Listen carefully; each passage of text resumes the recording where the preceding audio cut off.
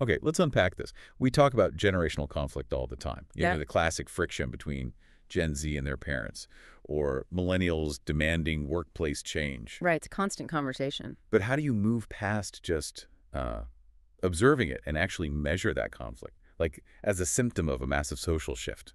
Well, that's exactly what our source material tries to do today. It's fascinating, actually. Yeah, our sources treat this gap not as just some minor disagreement, but as a critical, measurable indicator of where society is heading. What we have is a deep dive from an academic research report.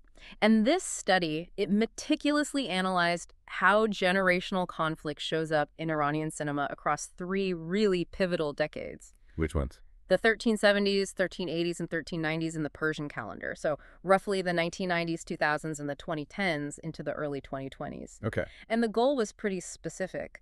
Examine 12 key films to really chart the evolution, the whole arc of resistance and how authority kind of collapses over time. I really like that methodology, using film. It gives us a timeline, doesn't it? Exactly. And the report calls the state of interaction between generations the pressure gauge of social changes. Is that right? Let's see it. That's the term, yeah. And the underlying assumption is, well, profound. Cinema is just so pervasive. Right. The source notes people spend, an average of 7 hours a week watching films? Something like that. So it becomes this incredibly accurate mirror. It doesn't just show us that conflict exists, but how the very nature, the essence of that conflict escalates and, well, mutates over time. It's like a sociological snapshot, then. A perfect one. And what these sources show is almost like a 3-act drama of this escalation. Oh, interesting. Lay it out for us. So Act 1, the 1990s, that was the act of forced compliance. Then Act 2, the 2000s, that marked the act of generational fracture. Okay. And finally, Act 3, the 2010s and early 2020s, depicted the act of total authority collapse. It's quite the progression. Wow. Okay, let's start with Act 1 then. The 1370s, the 1990s, this is where the pressure starts building, but you said it's fundamentally one-sided. Exactly. In the cinema of the 90s, the focus was really intense. It was all about the actions and the values of the young generation, the Javan pitted against the established structures, the norms held up by the middle generation, the Miansal. And here's where it gets really interesting, right? The middle generation, the Miansal, they're shown as just relentlessly sticking to traditional values. Yes, stubbornly so. And they use every tool they have. Formal laws, informal cultural power, everything to force the youth to comply. Absolutely. The films show them determined to maintain the status quo, and that power imbalance is crystal clear on screen. And that power, it wasn't just about rules, was it? There's an element of humiliation involved. A significant element. The analysis found that the cinematic language itself, specific dialogue choices, even naming conventions, was used to actively humiliate the youth. How so? By constantly emphasizing their supposed irresponsibility, their lack of knowledge, their naivete. It was really a narrative designed to assert the superiority of the older generation, a very strict from top to bottom relationship. So if the young generation did try to push back, even slightly, what did the film show happening to them? Well, that's the one-sided part. The films of the 90s overwhelmingly focused on the negative consequences falling only on the young generation. Like what? Loneliness, powerlessness, deep emotional isolation. And their acts of resistance, they were usually minimal, generally non-harmful things. Like dating, maybe. Or just dressing differently. Exactly. Things like dating, slight deviations from expectations. But even those minor things were perceived by the older generation as deeply threatening to the established structure. So the youth basically pay the price just for trying to exist outside the narrow norm. But the sources hinted at a small crack in that, even back then. Yes, a subtle one. While the middle generation was actively refusing to adapt, the source did observe these weak signs of changing attitudes, specifically among middle-aged women. Ah, interesting. It suggests that while the dominant, often patriarchal structure was resistant, the seeds of internal doubt, maybe even change, were already there in one really crucial demographic. It hinted that the resistance wouldn't be monolithic forever. Which perfectly sets the stage for Act 2. Yeah. The 1380s, the 2000s. Now, the middle generation's unity starts to visibly fracture. The conflict gets more complex. It really does. The dynamic shifts dramatically because the conflict becomes intragenerational. Meaning within the middle generation itself. Precisely. We start seeing disagreements among the Miansal. And a key area of disagreement, which the films highlighted powerfully, was the legacy and the lingering values of the Iran-Iraq War, often called the sacred defense, Okay. and how that past identity, that defining experience, made it almost impossible for them to communicate effectively with the rising post-war generations. Let's just clarify that a bit for everyone listening. This isn't just old versus young anymore. It's about a generation whose whole identity was forged in this foundational, often traumatic conflict. Right. Struggling to relate to or even understand a younger generation that just didn't experience that. And that struggle fuels the tension. Absolutely. It's a core tension. And Right. what's fascinating here is how the younger generation is now portrayed in the films of the 2000s. How so? They're shown as more educated, much more questioning, actively seeking new answers. They seem to realize that the old behavioral models just aren't compatible with modern life. So they're not just being rebellious for the sake of it. No, it's portrayed more as a rational search for alternatives.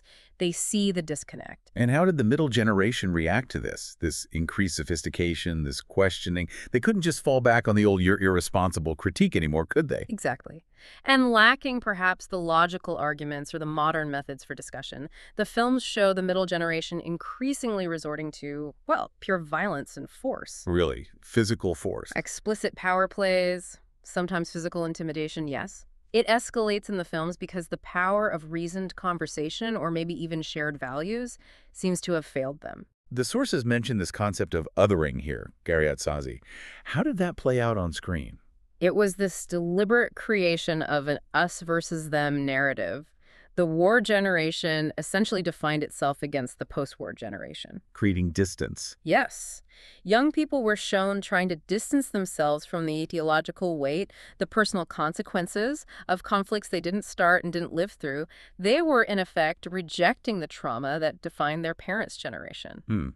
And this decade, the 2000s, is also crucial for women's roles, isn't it? Very much so. We see films documenting increasing female empowerment, real resistance to patriarchal beliefs, to gender-based oppression, and that widens the generational distance even further. So the key shift in the 2000s compared to the 90s is that the film started showing that both generations were suffering. That's a crucial distinction. It wasn't just the isolated youth paying the price anymore. The authority figures, the middle generation, they were visibly hurting too. The conflict was taking a toll on everyone. Which brings us then to Act 3, the 1390s. So the 2010s, early 2020s. Right. And the defining characteristic here, according to the research, is the explicit and raw depiction of the generational gap. Raw how? It's fracturing not just between young and old, but kind of everywhere. Youth versus middle-aged versus elderly, and even conflicts within the young generation itself. It's fragmented. And what stands out most dramatically here?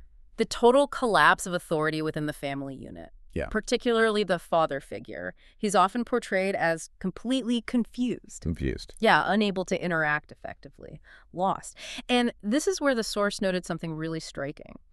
The middle generation, particularly parents, openly admitting their failure. They admit they can't communicate. They admit they can't establish a conversation, so they resort to these desperate measures like threats or bribes, often with absolutely no success.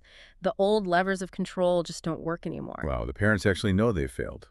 And that failure, it must have real consequences in the films. Absolutely. Because that old framework is shattered, new social realities just become normalized, almost instantly, it seems. Like what kind of things? Behaviors that were considered deviant, maybe just a decade before, like dating. Now they're treated with much greater tolerance. Or sometimes the youth are shown openly mocking those old concerns as just outdated. So the youth have effectively just defined their own reality, separate from their parents' values. In many ways, yes. And to navigate this reality without clear authority figures, they adopt new coping mechanisms. Such as? Deception. Lying becomes a common strategy shown in these films, used just to avoid conflict and achieve their goals privately, keeping parents in the dark. And the films of this era introduced new social anxieties too, didn't they? Reflecting this breakdown. Yeah, things like more casual or simplified views on drug consumption appearing. And this intense tension between the traditional extended family life versus modern, often single living situations. And the family structure itself is changing. Right. The prevalence of single-parent families, often shown resulting from divorce or migration, that's depicted as heightening both the intergenerational conflict and the intergenerational conflict. So when that traditional base is weakened everything becomes more fragile. Exactly. Every relationship becomes more complex, more prone to breaking down. There's a philosophical reality here that the source captures with a quote attributed to Imam Ali. Yes, it's quite potent in this context. People are more like their own time and age than they are like their fathers. And the lesson, made really stark by the cinematic evidence from the 2010s, is that adaptation, adapting to the current era, is essential for any kind of stability, desperately trying to enforce the past. Well, it only seems to guarantee social fragmentation. It's a powerful summary of the whole arc we've been tracing. That refusal to adapt leads directly to collapse. Pretty much, yeah. So what does this three-act analysis mean for you listening to this? Across these decades, we've tracked this clear escalation. Right. The 90s established that one-sided struggle, forced compliance. The 2000s saw internal strife within the older generation, the rise of educated, questioning youth, women demanding more, which led to the use of force. And then the 2010s and 20s depicted that near-total fragmentation of communication, the open, admitted failure of the authority generation. And the research consistently pointed to common catalysts driving this, didn't it? Yeah. Catalysts that feel, well, universal to any society going through rapid change. Definitely. Things like shifts in family structure, the growing demand for equality and different roles for women, that intractable struggle between traditional values and modern aspirations. And that persistent use of force or control tactics by the older generation when dialogue failed them. That was a constant thread, yes. So while these specific films and decades are focused on one society, Iran, the pattern feels universal.